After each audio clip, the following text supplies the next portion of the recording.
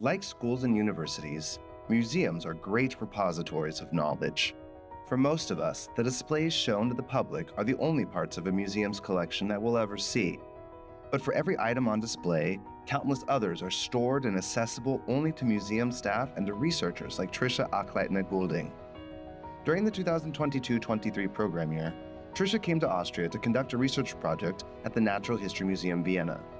2 years after the end of her grant, we sat down with Tricia to talk about her experience as a US Fulbright scholar in Austria.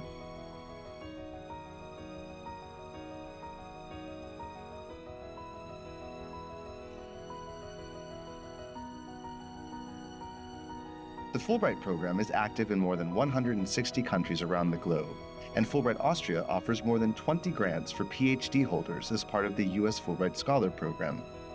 With so many options available, how did Tricia decide on Austria and on her grant at the Natural History Museum Vienna?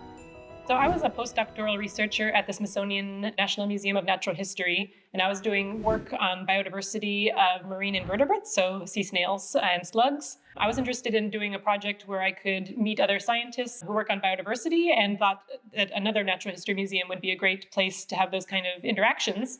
And my husband, who is Austrian, was at a conference and met some other Austrians who told him about the Fulbright program for the Natural History Museum in Vienna. And so that's how I heard about it and decided to apply for it. And so I looked at some other programs, but that was really the perfect fit for me. Fulbright research projects span a wide range of disciplines and delve into myriad topics. So what did Tricia's project focus on? My project was involving historical DNA from museum specimens. I was looking through the shell collections, shells of snails that were collected a long time ago, some of them decades ago, some of them more than 100 years ago. And we want to do modern DNA studies. But of course, when you're looking at really old specimens, they're not really well preserved. And so the DNA is degraded. So you need to use really high-tech techniques to be able to analyze the DNA. But it can tell you really interesting things because those snails, maybe they're rare or maybe they're extinct now. If they were collected 100 years ago, that population could be gone. It's an interesting way of getting data from snails and other animals that would be really hard to get otherwise. And so I went into the collections and found some really old shells that had still the dead animals inside and drilled tiny holes and took out some tissue and was able to isolate DNA and sequence it and was able to get some really interesting data from some animals that are in the museum collection here in Vienna.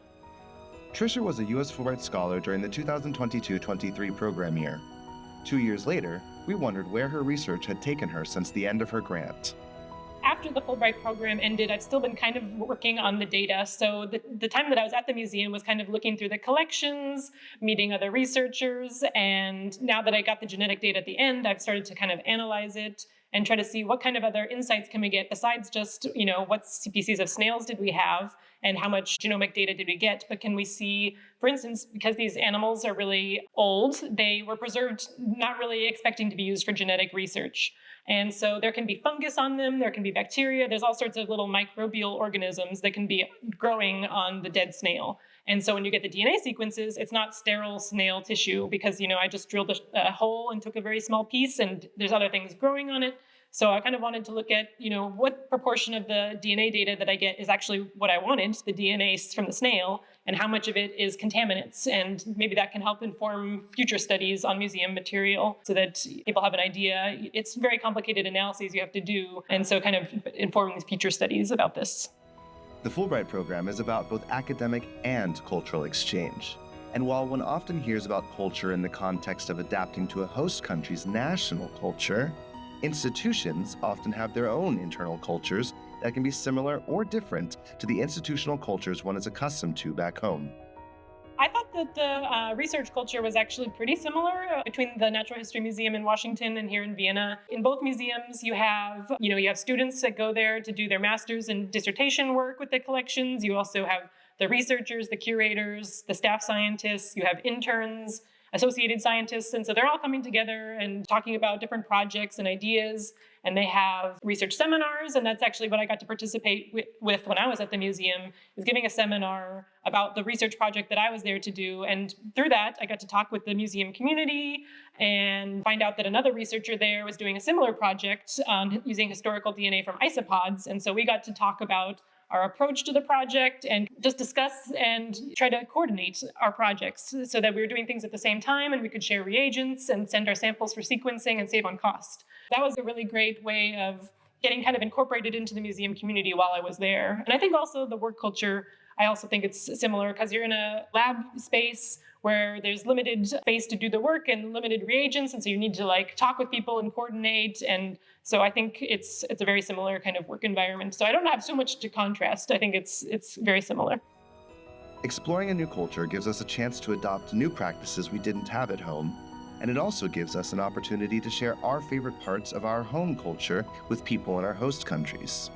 One of the things I like about the Austrian culture from what I see going around Austria is that I see a lot of people go on walks around their neighborhood just to get fresh air. There's always fresh air coming into the buildings, into the houses. And so I've started going on walks more often around my neighborhood, which I think is just good for exercise and getting to kind of meet people. So that's something that I started to do more after I came to Austria, which I didn't do that much when I lived in the US. I did it sometimes when the weather was nice, but I see it doing more often since I moved here. And also during my Fulbright program, I took German lessons. And so I've been trying to slowly improve my German to kind of integrate into Austrian culture.